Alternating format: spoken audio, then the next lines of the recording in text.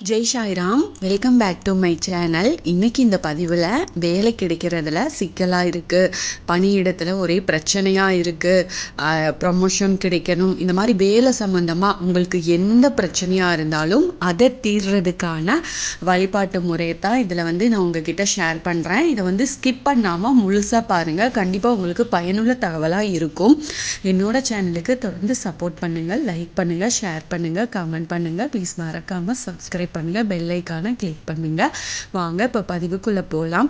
தனக்கான வேலை, தனக்கான வருமானம் இருந்தால் மட்டும்தானே நமக்கு கௌரவமா சுயமரியாதையோட வாழ முடியும். அதனால தற்போதுள்ள காலகட்டத்தில் வேலை கிடைக்கிறது அப்படிங்கிறது அவ்வளவு எளிதான விஷயம் இல்லை.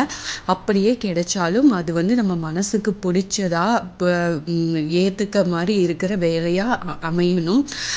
வேலையிலும் பல பிரச்சனைகள் நமக்கு இருக்கும். அதை எல்லாத்தையுமே ஃபேஸ் பண்ணி நாம இருக்கணும். வேலைன்னு அந்த வேலை தொடர்பான எந்த பிரச்சனையாக இருந்தாலும் எளிய பரிகாரங்கள் வழிபாட்டினை நம்ம நம்பிக்கையோடு செஞ்சு வந்தாலே கண்டிப்பாக அந்த பிரச்சனை எல்லாமே தீரும். இதுக்காக நீங்கள் குழப்பிக்கணும், மனஸ்தாபத்தில் இருக்கணும்னு அந்த அவசியமே இல்லை. அப்படி வேலை தொடர்பான பிரச்சனைகள், தடைகள் நீங்கள் நம்ம யாரை வணங்கலாம், எப்படி வணங்கலாம், அதாவது எந்த தெய்வத்தை எப்படி வணங்கினா நமக்கு முழு பலன் கிடைக்கும் அப்படிங்கிறத பற்றி இதில் நான் உங்களுக்கு தெளிவாக சொல்கிறேன். படிப்பை முடிச்சுட்டு வேலை கிடைக்கணும் அப்படின்ட்டு அடுத்த பதவி உயர்வு, சம்பள உயர்வு, வாழ்க்கையில முன்னேறணும் அப்படிங்கிறது தான் எல்லாருக்குமே இருக்கிற ஒரு குறைந்தபட்ச கனவு, ஆசையா இருக்கும். ஆனா இவ்வளவு முயற்சி செஞ்சும் வேலை கிடைக்கல, படிச்ச படிப்புக்கு வேலை கிடைக்கல, மனதுக்கு பிடிக்காத வேலை, குறைஞ்ச சம்பளத்துல வேலை, வேலையில பிரச்சனை, பதவி உயர்வு மற்றும் சம்பள உயர்வு எதுவுமே இல்லை, அரசு வேலை கிடைக்கணும்னு நினைக்கிறவங்களுக்கு அந்த டைமில் கிடைக்கல, வேலை தொடர்பாக எடுக்கும் முயற்சிகள் எந்த பலனுமே அளிக்கலை அப்படின்னு சொல்லி நிறைய பேர் புலம்புறவங்க இருக்கிறாங்க. இப்படி வேலை தொடர்பாக என்ன பிரச்சனையாக இருந்தாலும் அவங்க வணங்க வேண்டிய தெய்வம் வேற யாரும் இல்லைங்க, நம்ம முருகப்பெருமானை பற்றி இதில் சொல்கிறேன். வேலை வேண்டுமானா வேலனின் காலை நாம் பிடிக்கணும். முருகப்பெருமான சில குறிப்பிட்ட ஸ்தலங்களுக்கு குறிப்பிட்ட நாட்களில் அந்த குறிப்பிட்ட நேரத்தில் போய் வழிபாடு செஞ்சோம் அப்படின்னா அதுக்கான அதீத பலன் கிடைக்கும்.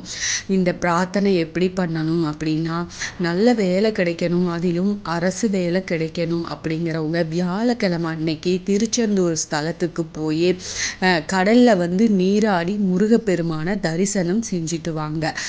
அப்புறம் பௌர்ணமி நாளில் திருச்செந்தூர் ஸ்தலத்துக்கு போய் கடலில் நீராடி முருகப்பெருமான தரிசனம் செய்யலாம். அதுக்கப்புறம் இரவு நேரத்தில் 1 மணி நேரமாவது நிலவு ஒளியில் கடற்கரையில் நீங்கள் அமர்ந்து இப்படி வழிபாட்டு செஞ்சுட்டே வாங்க. அதாவது அந்த டைமில் அந்த கடற்கரை நேரத்தில் அமர்ந்து நீங்கள் ஆத்மார்த்தமாக பிரார்த்தனை பண்ணுங்க. இப்படி வழிபட்டுட்டே வந்தீங்க அப்படின்னா வேலை கிடைக்கிறதுல இருக்கிற பிரச்சனை எல்லாமே நீங்கும். எந்த நேரத்தில் வழிபடலாம் அப்படின்னா, இதே போல் இப்போ சம்பள உயர்வு, பதவி உயர்வு, மனசுக்கு பிடிச்ச வேலை அமையணும் அப்படிங்கிறவங்க பழனி முருகனை தரிசிச்சுட்டு வாங்க. மலையேறி சென்று, அதாவது காலையில 11 மணி முதல் 11:30 மணிக்குள்ள முருகப்பெருமான தரிசனம் பண்ணிருங்க. இந்த சமயத்துல முருகப்பெருமான் வேடன் அலங்காரத்துல இருப்பாரு. அந்த கோலத்துல அவரை தரிசிச்சதுக்கு அப்புறமா போகர் சன்னதியை வலம் வணங்கி குறைஞ்சது 1 மணி நேரமாவது அங்கே அமர்ந்து நம்ம பிரார்த்தனைகளை மட்டுமே முருகப்பெருமானிட்ட சொல்லி நீங்கள் வேண்டிக்கோங்க. கண்டிப்பாக அந்த மாதிரி செஞ்சுட்டு வந்தீங்கன்னா நல்ல மாற்றமும் பலனும் கிடைக்கும். இந்த கோயிலுக்கு போக முடியாதவங்களுக்கான பிரார்த்தனை என்னன்னா, திருச்செந்தூர், பழனி என எந்த கோயிலுக்கும் எங்களால் போய் வழிபட முடியாது அப்படிங்கிறவங்க வீட்டிலேயே செவ்வாய்க்கிழமையில காலையில் 6 மணிலேருந்து 7 மணி வரைக்கும் முருகப்பெருமானின் திருவுருவ படம் அல்லது நீங்கள் சிலை வச்சுருக்கீங்க அப்படின்னா அதுக்கு முன்னாடி 6 நெய் தீபங்கள் ஏற்றி வச்சு நம்முடைய பிரார்த்தனையை சொல்லி நல்லபடியாக வேண்டிக்கோங்க. கோவிலுக்கு போய் வழிபட்டாலும் சரி, வீட்டில் இருந்தபடியே வழிபட்டாலும் சரி, முருகப்பெருமான முழுசா நம்பி சரணடைஞ்சிட்டு வரணும். நாம வீட்டில் செய்ய வேண்டிய வழிபாடு, எனக்கு இந்த பிரார்த்தனையை நிறைவேற்றி கொடு முருகா, உன்னை தவிர எனக்கு உதவ வேற யாரும் இல்லை, இந்த காரியத்தை எனக்கு வெற்றிகரமாக முடிச்சு தரணும், உன்னுடைய பொறுப்பு தான் இது அப்படின்னு மொத்த பொறுப்பையும் முருகப்பெருமானிட்ட ஒப்படைச்சிட்டு நீங்கள் பிரார்த்தனை பண்ணிக்கோங்க. அப்படி செய்யாமல் வெறும் விளக்கு மட்டும் ஏற்றி வச்சுட்டு நம்பிக்கை இல்லாமலும் எதிர்மறை சிந்தனையோடு இருந்தால் எந்த பலனுமே கிடைக்காது. அதனால கோயிலுக்கு போக முடியும் அப்படிங்கிறவங்க, நான் சொன்ன டைமில் சொன்ன கிழமையில் உங்களால் போக முடியும் அப்படின்னா கண்டிப்பாக நீங்கள் மிஸ் பண்ணாமல் கோயிலுக்கு அந்த ஸ்தலத்தில் போய் நீங்கள் வேண்டின்ட்டு வாங்க. அப்படிங்கனால போவே முடியாது, எங்களுக்கு அந்தளவுக்கு வசதி இல்லை அப்படின்னு நினைக்கிறவங்க, வீட்டில் ஒரு முருகப்பெருமானோட படமோ விக்கிரகமோ எது வேணாலும் எது வச்சாலும் எது இருக்குதோ அதை வச்சு நீங்கள் ஆத்மார்த்தமாக பிரார்த்தனை பண்ணிட்டு, அதாவது இந்த மாதிரி உங்களுக்கு பிடிச்ச வேலை கிடைச்ச உடனே அந்த முதல் மாத சம்பளத்தில் ஏதாவது ஒன்று முருகருக்கு ஒரு காணிக்கை எடுத்து வைங்க, இல்லை ஒரு அன்னதானம் பண்ணுங்க, ஏதாச்சும் ஒன்று வேண்டிக்கோங்க. நிச்சயமாக முருகர் உங்களுக்கு கை கொடுத்து காப்பாற்றுவார். வேலை இருக்க பயம் எதுக்கு நமக்கு?